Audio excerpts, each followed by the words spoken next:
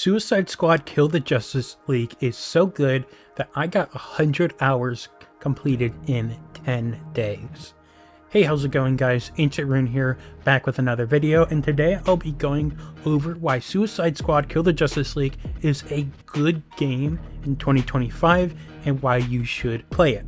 Now, I never played at launch, but I will be listing my likes and dislikes of this game, the good side and the negatives.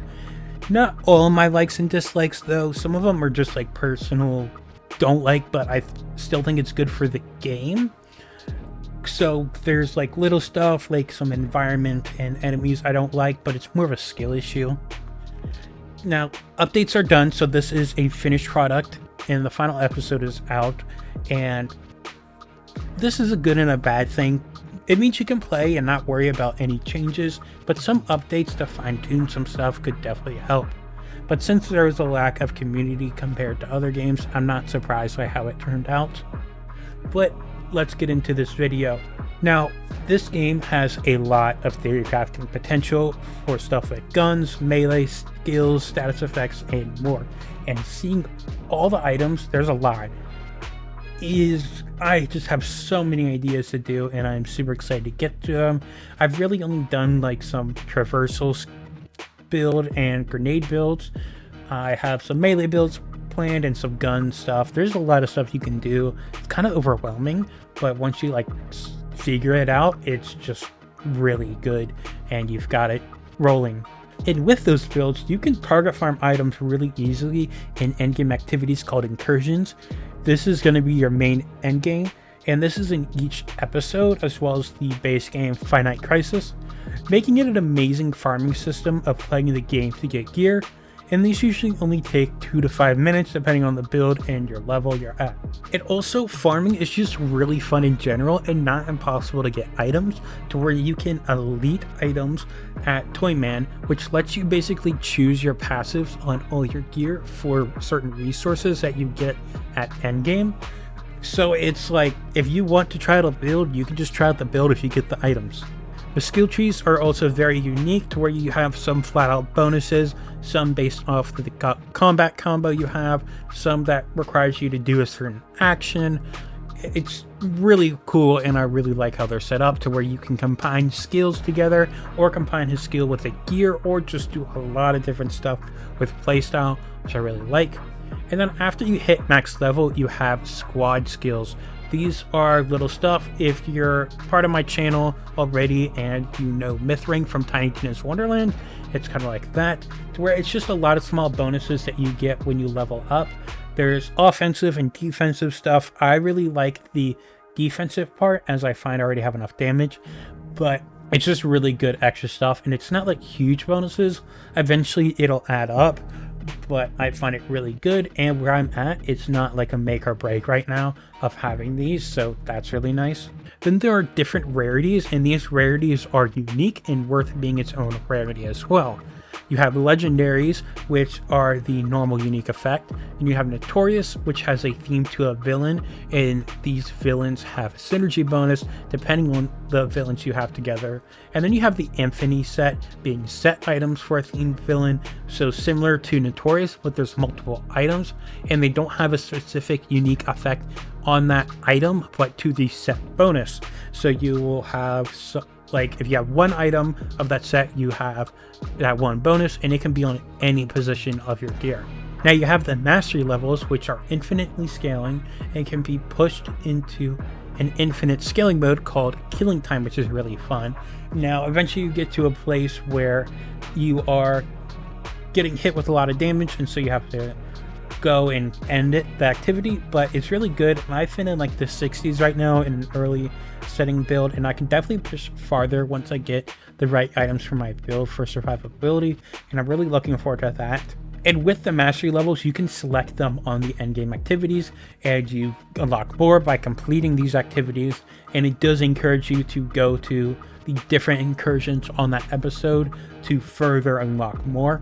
And then the main world also has its own difficulty, so the main world isn't just like locked to pretty easy, to where it's like you need a decent amount of damage It's still pretty barren, but does have some events in the map for resources you need to do incursions, but it's not the only way to get those resources.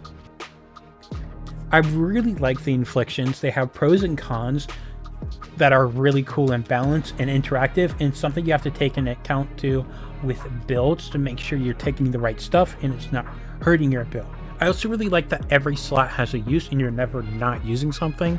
Still use melee on a non-melee build, still use grenades on a traversal attack build, still using guns on a non-gun build. It's just really, really nice. And then you have the offline mode, which is really good because this means the game will be playable forever even after servers are shut down. The only thing not available right now is the battle pass, and I'm hoping they change that once they shut down servers. So I'm really only playing online right now for the battle pass unlocks, which is really just cosmetics, which is really nice. It's nothing that impacts the game, it's just really cool looking skins, which I really like. Also has like some emotes and stuff and dialogue, it looks like. And what's really cool is that you can turn the online profile to offline. Now you can't turn offline to online, which I'm assuming is because of modding and stuff you can do. They don't want that going back onto online for cheaters, but it's still really good for that online mode. So when servers eventually go down, you can transfer it to that offline. Now let's go into some stuff I dislike. This doesn't mean it's bad, but it's just stuff I found that I didn't really like or enjoy the most, but still I can get past it. Now, early stages of the end game feels really easy if you have good gear. I did get some help in knowing what's some good stuff to look for, but also I've seen some stuff that is just like, oh, that's a lot of damage for me, so I should take this. And it ended up being easy, and because of how you climb the mastery levels, it could be like that for a while, as some bonuses you have with items give plus 500% damage to plus 2000%, which should not be there at all when there's stuff that's like 25% increased damage. Now, I'm not sure if there's a damage formula, and I will test that eventually. If there is one, then those lower damage bonuses may have a use if they're multiplicative with those high damage bonuses. I'm hoping it's like that, but I don't really know if that game is this complex. And at the end of the day, you end up needing survivability before needing more damage, where I can one-shot enemies while being able to get one-shot. So you really will want to take account of that survivability, even if you're giving up like that 500% damage for some damage reduction or something that helps survivability, as you may still already have like 3000% increased damage elsewhere. Now, there's not much for bosses besides Brainiac, which is a separate mode which I haven't pushed, so I don't have an accurate opinion on it. So the endgame is mostly mobbing, which I love mobbing, but some people like the bosses, and I'm kind of mixed on Brainiac fight. I kind of find it too easy, but I don't know if that's just on the easier mode right now. But you still want to fight Brainiac for certain items, so it's kind of good. It's not super tough, and it's got some cool mechanics, which I think if I eventually push high enough difficulty, that it will be noticeable, and I'm looking forward to that. And also, some incursions I like less than others, but that doesn't make those incursions bad. It's more of just a personal opinion.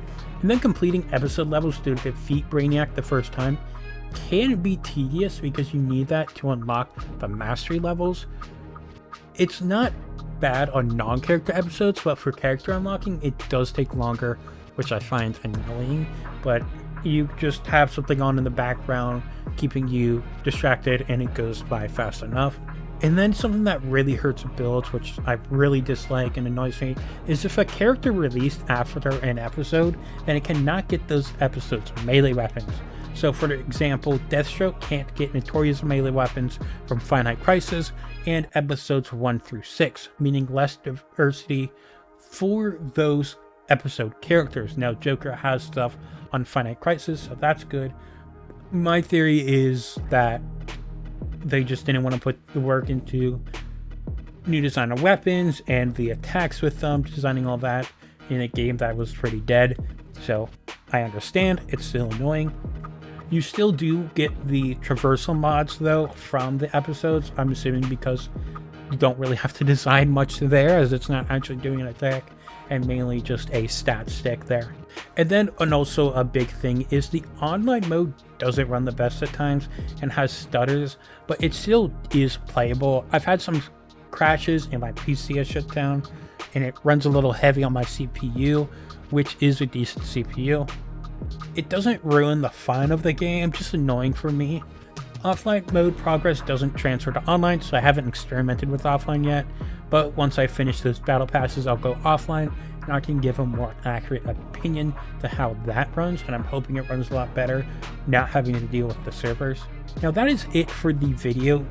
Despite the stuff I dislike and the downsides, because this game is very flawed, the gameplay, movement, and build crafting outweighs all of that. Now, again, I didn't play the game at launch, so I don't know what has actually changed, what has been added, but from what I've been playing, I really like. If you found this video helpful and you're going to play Suicide Squad now, make sure to like the video and subscribe to the channel. I may put out more Suicide Squad content out there, I'm not sure. It would probably just be passion project and not actually for views, but I like it. And make sure to join the Discord, as I've been talking Suicide Squad build theory crafting in there, so we can mix opinions on all that. Now, I would say I wouldn't get this game unless it's on sale. It does go on super sales, like at the time of recording and making this. There's the spring sale where it's 90% off. I think I got it on a similar sale in November. It's like $10 where I am in the US, so for the whole game, not just base game. So definitely worth $10. If you like theory crafting, you'll love this game.